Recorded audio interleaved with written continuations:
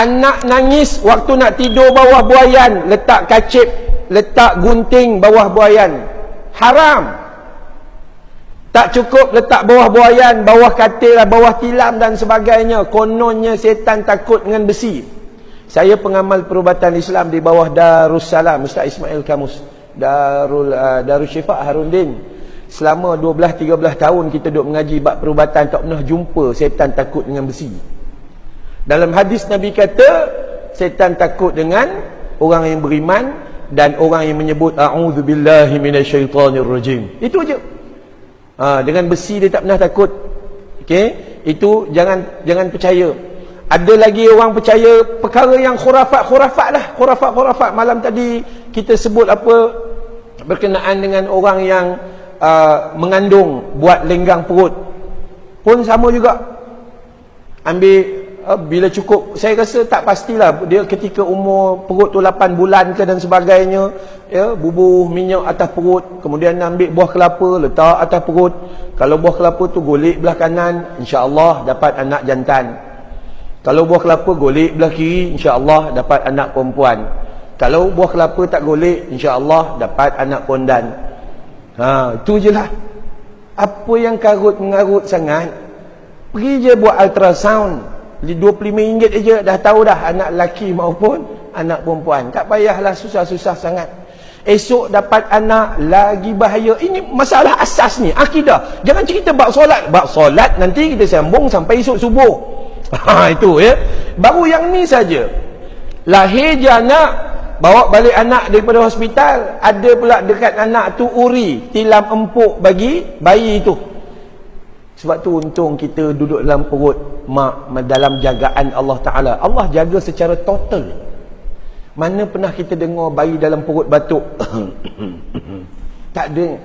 Ada bayi dalam perut sakit demam, kanser ke apa, tak adanya. Duduk tenang, maknya makan aiskrim, sejuk sikit dia. Maknya makan cili api, pedas sikit dia. Keluar je, nangis dia. Kenapa? Sebab Allah serah dalam jagaan manusia. Jagaan manusia, buat nestem pun lambat, tukar pampers pun lambat, nangislah dia. Tapi dalam jagaan Allah sempurna. Itu yang kita nak lekatkan diri kita dengan Allah Subhanahu Wa Taala. Jangan ambil uri pergi basuh dengan nilai-nilai kemelayuan. Sebab dalam hadis tak pernah ada petunjuk, uri kena basuh begini. Ada, kalau nak basuh juga basuhlah. Kalau tak mau basuh, bawa balik dan tanam, selesai. Habis. Tak payah balut dengan kain kuning, kain putih dan sebagainya. Tak perlu, semua tak perlu. Jangan basuh guna kepercayaan Melayu. Garam, limau, asam keping, asam jawa. Sampai saya sendiri tertanya-tanya tu, ni nak basuh uri ke nak buat masak asam uri ni? Mau nak menumis ke? Agama tak suruh sedemikian. Ya. Jadi benda ini jadi kepercayaan. Akhirnya tanam uri pula, letak pensel stabilo. Dia kalau dulu anak perempuan tanam uri letak jarum. Harap-harap anaknya besar pandai menjahit. Anak lelaki letak paku. Harap-harap anaknya jadi tukang kayu. Kita yang moden sikit letak package alat tulis stabilo. Harap-harap anaknya pandai menulis. Ya. Tak ada kesan, melainkan itulah akan jatuh syirik terus bila kita percaya kepada benda sedemikian. Kita tinggalkan kekuasaan Allah dan kita timbulkan kekuasaan lain. Bayangkan dengan pensel pun kita kena tipu. Itu punya teruknya kita, ilmu tak ada. Kalaulah benar benda yang tu elok, jangan tanam pensel. Beli satu Samsung, handphone Samsung, tanam. Sebelum tanam, download dulu 30 juzuk Quran. Download dulu Sahih Bukhari, Sahih Muslim. Moga-moga anak cucu kita pandai hafaz Quran dan hafaz hadis. Tapi dah, itu khurafat. Percaya pula tu, kalau anak perempuan uri jangan tanam belakang rumah, nanti lambat jodoh. Tanam depan rumah. Depan rumah pun kalau tanam, dah dalam tanah, orang tak nampaknya, lambat juga jodohnya. Tak payah risau. Saya tanam belakang rumah, tapi laku. 19 dah orang tanya, 18 dah orang tanya, tengah belajar lagi. Ya, kita bukan tanya orang, orang tanya kita. Yang lain itu serah pada Allah Ta'ala. Tapi bila mana keyakinan dan kepercayaan kita sudah bercabang-cabang, tidak menjadi satu kepada Allah Ta'ala, tidak menjadi Qul huwallahu ahad, tak jadi. Dia bercabang. Dia jadi campur aduk. Dia jadi rojak dan pasembu. Dia jadi ABC, campur aduk dan sebagainya. Akhirnya, macam mana nak jatuh kasih pada Allah? Jauh kasih pada Nabi, jauh kasih pada diri sendiri. Makin hari, makin campak diri kita dalam neraka, tapi tak perasan. Ini sangat-sangat bahaya. Ya, udah selesai dapat anak, maka tolong perbetulkan lagi kepercayaan-kepercayaan yang boleh jatuh haram. Bila? Apabila kita buat perayaan atau sambutan anak yang hari ke-7, dalam hadis Nabi memang suruh bagi nama, tak payah tunggu hari ke-7.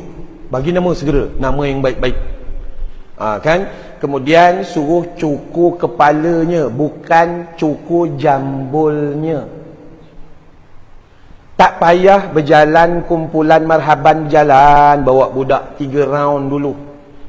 Sallallahu ala Muhammad sallallahu alaihi wasallam. 3 round. Apa jadi budak tu? Pening budak tu. Siapa yang gunting, lantik seorang aja. Tok Imam, mai Tok Imam tolong gunting sikit. Pesan kepada ayah dia, nanti bawa pergi kedai gunting. Cukur sampai habis. Kenapa? Sebab Nabi bersabda dalam beberapa hadis yang sangat sahih, rambut bayi di dalam perut bila keluar, bawa penyakit kepada bayi tersebut. Buang semua, lelaki maupun perempuan. Ustaz, sayangnya kenapa? Ada Ramos Jeffrey Dean. Jangan, buang semua sekali. Ya, buang semua sekali. Jangan tinggal walaupun satu urat. Nah, tapi sayang, kita gunting macam mana? Seorang aja gunting, doa sikit, apa-apa doa pun boleh. Gunting. Lepas tu orang lain tak payah gunting. Jangan pusing. Ini gunting, itu gunting, ini gunting, itu gunting, ini gunting. Sampai kat tu ada pakcik umur 77 gunting cok kena kepala. Tak perlu. Dan tolong jangan bawa buah kelapa. Potong buah kelapa, zat. Pas gunting bubuh dalam, pas gunting bubuh dalam. Tak perlu. Itu ada sifat kehinduan. Biar mereka yang buat, kita jangan buat. Itu kena bagi faham.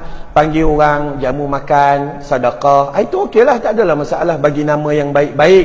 Apa nama yang baik-baik? Dalam hadis riwayat Al-Imam Bukhari, Sahih Muslim ada, dan banyak-banyak hadis, Nabi kata dua nama yang paling disayangi Allah Subhanahu wa taala adalah Abdullah wa Abdur Rahman. Abdullah dan Abdur Rahman. Itu. Tapi bukanlah nama lain tak baik. Nama Amran baik, makmur. Itu kan, memakmurkan juga. Jadi kalaulah namanya Abdullah tapi orang Melayu buat silap. Kenapa? Orang Melayu panggil Dul. Namanya hebat, hamba kepada Allah. Dul, belum tak tahu apa maksudnya. Paling tidak lah atau dola. Abdur Rahman panggil Seman atau Man. Perempuan Hidayah, kan cantik. Hidayah kena kata apa? Amin, hidayah masuk. Amin, hidayah masuk. Ini kita tak panggil Hidayah. Daya sabun. Daya kan brand sabun. Apa nak buat? Kenapa jadi sedemikian? Sebab kita tak ada ilmu. Beri nama yang baik-baik, insya-Allah. Lain-lain tak payah susah hati. Itu ajaran.